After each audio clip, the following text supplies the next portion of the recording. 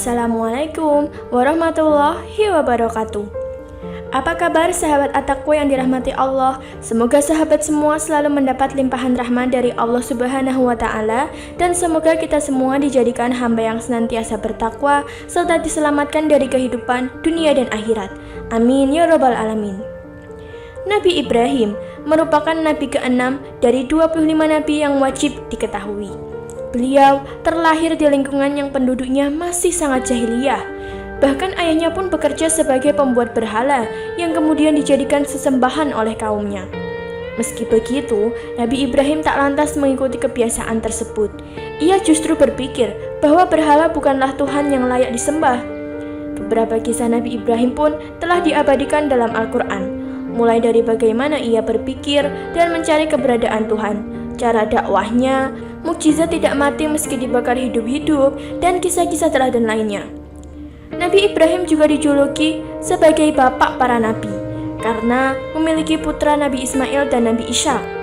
Keturunannya dari kedua putranya itu pula yang kelak menjadi nabi dan rasul. Sahabat yang dirahmati Allah, sebelum kita lanjut untuk membahas video kali ini, kami ingatkan bagi Anda yang belum subscribe, silahkan subscribe dulu dan nyalakan lonceng notifikasinya agar sahabat semua tidak ketinggalan update video selanjutnya dari kami. Nabi Ibrahim alaihi salam dikala masih kecil sudah mendapat karunia dengan kecerdasan membaca kekafiran lingkungan sekitar. Banyak masyarakat kala itu menyembah berhala-berhala yang membuat Nabi Ibrahim merenung dan berpikir, siapakah Tuhan yang sebenarnya? Ketika sedang merenung di malam hari, Nabi Ibrahim melihat keindahan bintang-bintang di langit. Beliau menganggap bintang-bintang di langit merupakan Tuhannya. Namun ternyata bulan lebih besar daripada bintang. Sehingga Nabi Ibrahim menganggap sebuah bulan di malam hari adalah Tuhan. Pada akhirnya malam berakhir, dan Nabi Ibrahim mengalami kekecewaan karena bulan dan bintang yang dianggapnya sebagai Tuhan lenyap berganti dengan pagi. Selanjutnya, Nabi Ibrahim memperhatikan matahari. Matahari yang bersinar dari pagi hingga sore hari membuat Nabi Ibrahim alaihissalam berpikir, inilah Tuhan yang sebenarnya, karena matahari lebih bersinar terang dan lebih besar daripada bulan. Namun pada akhirnya beliau mengalami kekecewaan kembali ketika malam sudah mulai datang dan matahari tak lagi nampak. Hingga pada akhirnya, Nabi Ibrahim alaihissalam mendapatkan wahyu dan mengetahui yang berhak disembah hanyalah Allah Subhanahu wa Ta'ala. Karena kuasa Allah lah ada langit, bumi, dan makhluk hidup. Allah jugalah yang menciptakan siang dan malam, yang telah menciptakan semua yang ada di alam semesta. Ayahanda Nabi Ibrahim adalah seseorang yang bekerja sebagai pemahat dan pedagang patung-patung berhala. Jika sebelumnya ia sudah merasa ada yang salah, setelah menerima wahyu, Nabi Ibrahim semakin yakin. Nabi Ibrahim tak salah menilai bahwa apa yang telah dilakukan oleh ayah dan kaumnya adalah perbuatan yang bodoh dan sesat. Tidak hanya kecerdasan, Nabi Ibrahim juga memiliki keberanian untuk mengembalikan kaumnya ke jalan yang benar. Dikisahkan, seluruh penduduk di desanya pergi ke perayaan besar. Pada saat itu, Nabi Ibrahim mengendap-endap masuk ke dalam sela-sela patung berhala yang akan disembah oleh para kaumnya. Sesaat upacara perayaan akan dimulai, Nabi Ibrahim menghancurkan berhala dengan sebuah kapak dan hanya menyisakan satu berhala besar. Kapak itu dikalungkan ke berhala yang tersisa.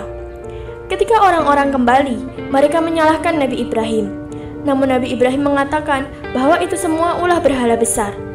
Mereka yang mendengar pun mengatakan bahwa Nabi Ibrahim sudah gila karena menganggap berhala bisa menghancurkan berhala lainnya. Seketika Nabi Ibrahim menggunakan kata-kata itu dan meyakinkan bahwa memang berhala tak bisa apa-apa. Karena itulah mereka bukanlah Tuhan yang layak disembah. Nabi Ibrahim juga menerangkan bahwa yang berhak disembah itu hanyalah Allah. Karena begitu kesal, Raja Namrud menghukum Nabi Ibrahim dan membakarnya hidup-hidup.